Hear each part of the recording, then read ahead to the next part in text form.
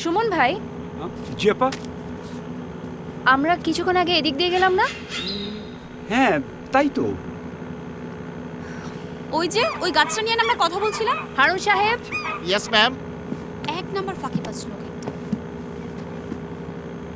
আচ্ছা, আপনি ঠিক জানেন তো আমরা কোথায় ক্যামেরাটা সেট করেছিলাম? একই পথ দিয়ে বারবার কেন ঘোরাচ্ছেন? ইয়ে madam, I know every place, but this is unknown place.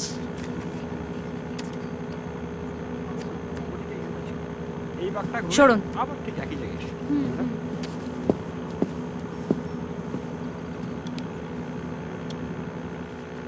Madam, ওই যে ওরা সব করতে পারবে ম্যাডাম, ফিশারম্যান।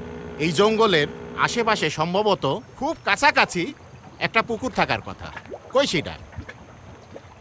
পুকুর? হ্যাঁ।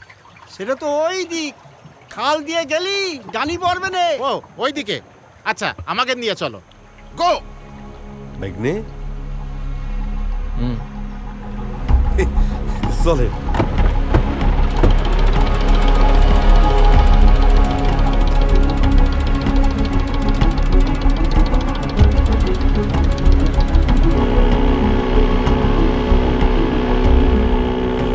আপনারা বনে কি করতে আইছেন?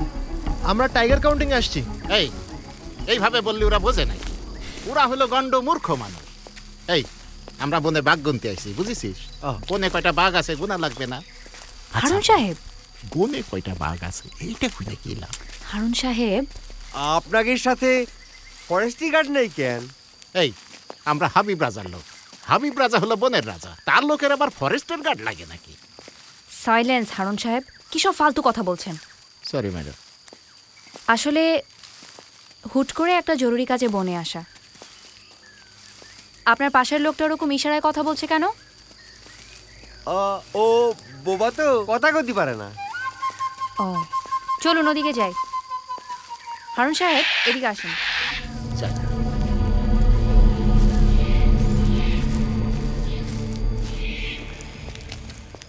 আফা, এই যে পুকুর। আপু, ওই তো ক্যামেরা। পাইছি। পাওয়া গেছে।